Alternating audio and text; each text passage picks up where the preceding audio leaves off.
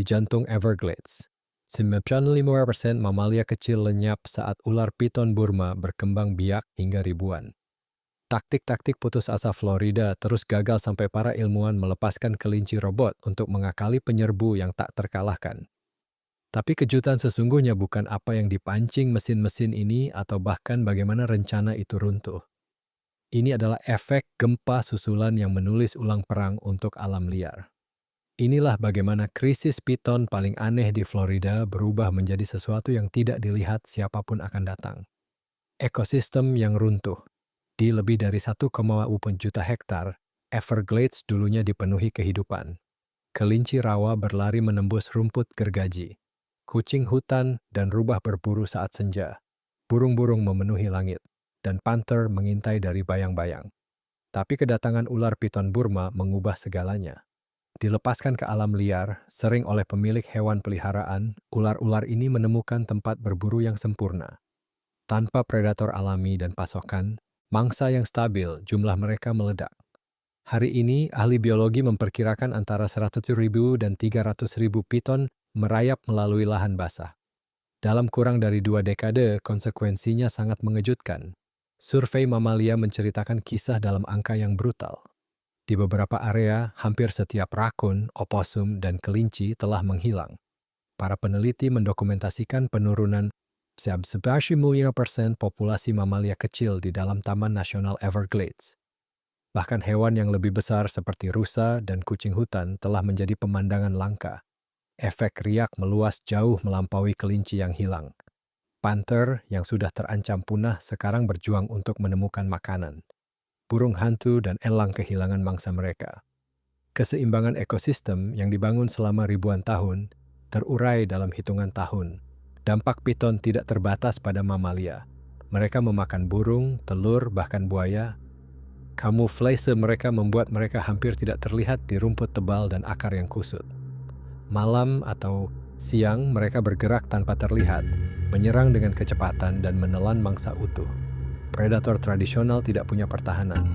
Spesies asli yang tidak terbiasa dengan pemburu yang begitu tanpa henti lenyap. Skala krisis ini mengerdilkan upaya lokal. Perburuan tahunan dan program hadiah nyaris tidak mengurangi populasi. Untuk setiap ular yang disingkirkan, puluhan lagi menetas di sarang tersembunyi. Ahli biologi dan penjaga hutan berjalan di jalur yang sama, menemukan lebih sedikit jejak kehidupan asli setiap musim yang berlalu.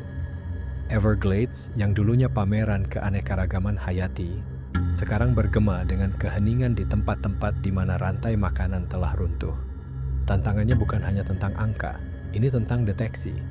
Bahkan ahli terlatih kesulitan melihat piton yang melingkar di rumput. Ular-ular itu bisa berminggu-minggu tanpa bergerak, menunggu momen sempurna untuk menyerang. Setiap ular yang terlewat berarti kumpulan telur lain, generasi predator lain. Pertanyaannya bukan lagi apakah Everglades dalam bahaya, tapi apakah ada yang bisa menghentikan invasi sebelum jantung liar Florida hilang. Taktik tradisional yang gagal.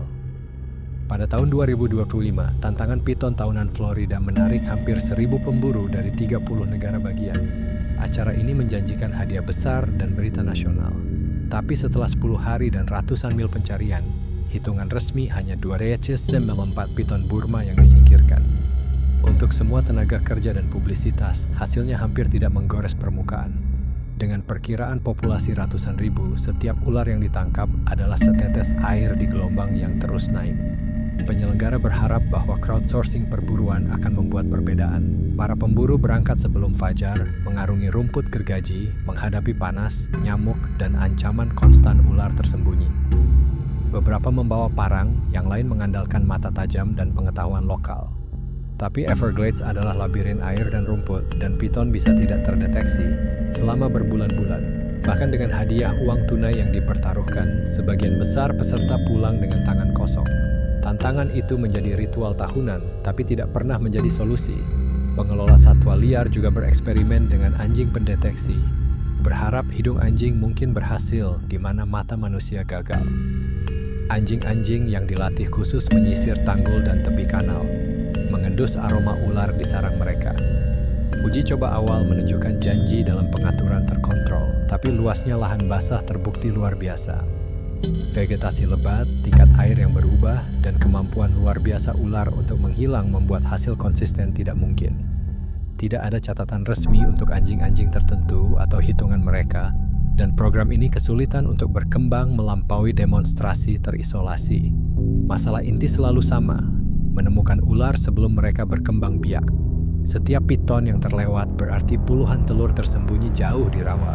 Pencari manusia tidak peduli seberapa gigih, tidak bisa mengimbangi musuh yang dibangun untuk siluman. Seperti yang dikatakan seorang ahli biologi, penyingkiran itu sederhana, deteksi adalah tantangannya. Dengan perburuan tradisional dan tim anjing yang tidak memadai, frustrasi tumbuh di antara ilmuwan dan pejabat satwa liar. Everglades menghilang, satu predator sunyi pada satu waktu. Sesuatu yang baru dibutuhkan, alat yang bisa mengakali piton di wilayahnya sendiri. Kelinci robot dilahirkan Robert McClary, seorang ekolog dari Universitas Florida. Percaya jawabannya mungkin terletak pada teknologi, bukan tenaga kerja. Dengan dukungan dari Distrik Pengelolaan Air Florida Selatan, timnya mulai membangun sesuatu yang belum pernah dilihat Everglades. Armada kelinci rawa robot. Setiap unit berharga sekitar $4.000 untuk diproduksi. Desainnya sederhana secara teori, tapi butuh berbulan-bulan percobaan dan kesalahan untuk menyempurnakan. Para insinyur memulai dengan kelinci mainan mewah, mengosongkan bagian dalam dan menggantinya dengan jaringan kabel, motor, dan elemen pemanas. Tujuannya adalah menciptakan umpan yang terlihat, bergerak, dan bahkan berbau seperti mangsa sungguhan. Di dalam setiap robo kelinci, pemanas bertenaga baterai meniru tubuh hangat hewan hidup, sementara motor-motor kecil menggerakkan telinga dan menggoyang hidung. Diffuser aroma melepaskan bau kelinci sintetis yang dirancang untuk memikat piton, melalui penciuman maupun penglihatan.